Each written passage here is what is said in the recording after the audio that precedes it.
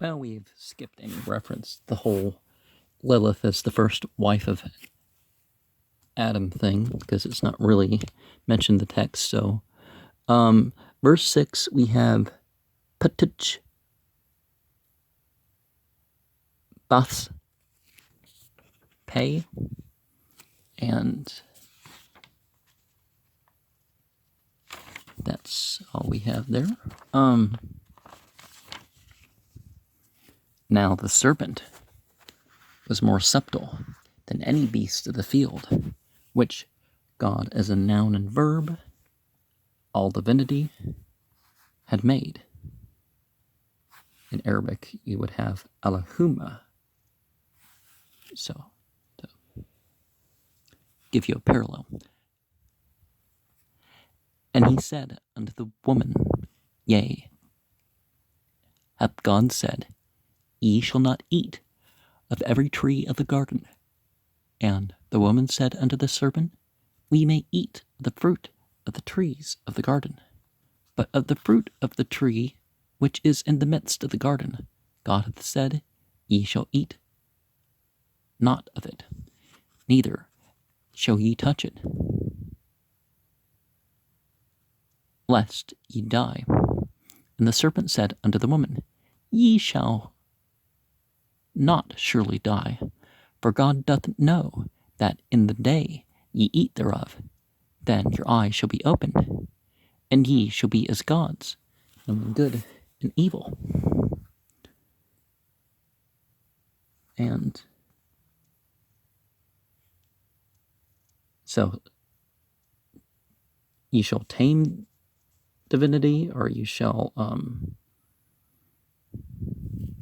be as divinity. Think of it more of a Hebrew meaning, but that's not really the thing. Because see, that's the trick.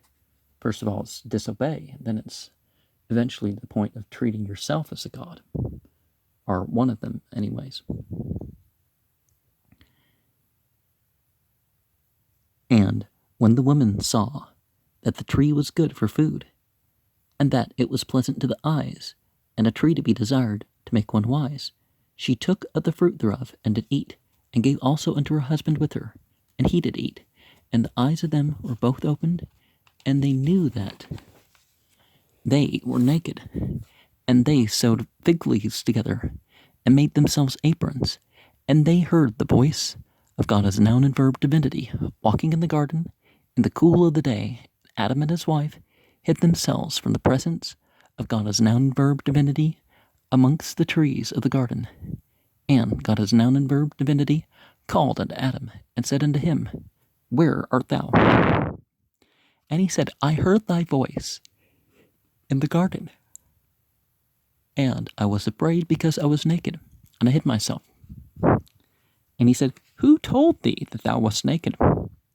Hast thou eaten of the tree, whereof I commanded thee that thou shouldest not eat? And the man said, The woman whom thou gavest to be with me, she gave me of the tree, and I did eat. And God as noun and verb divinity said unto the woman, What is this that thou hast done? And the woman said, The serpent beguiled me, and I did eat. Not all myths seem to do this blame casting thing, And God as noun and verb divinity said unto the serpent, Because thou hast done this, thou art cursed above all cattle, and above every beast of the field. Upon thy belly shalt thou go, and dust shalt thou eat all the days of thy life.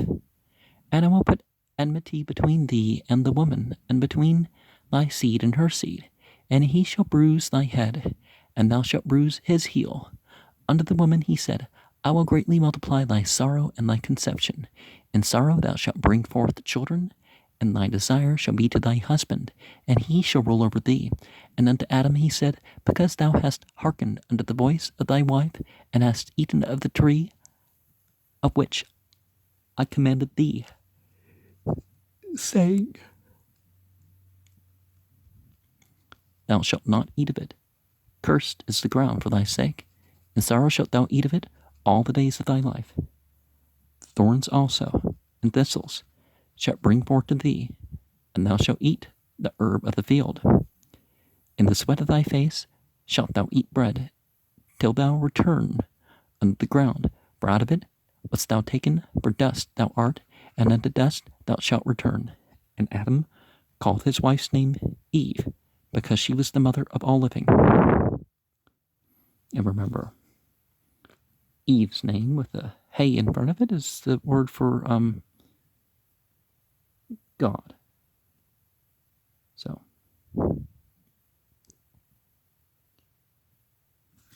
see.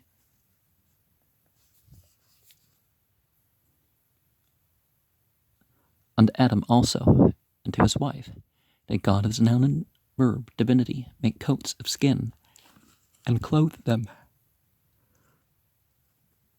And God as noun and verb divinity said, Behold, the man is becoming as one of us, to know good and evil.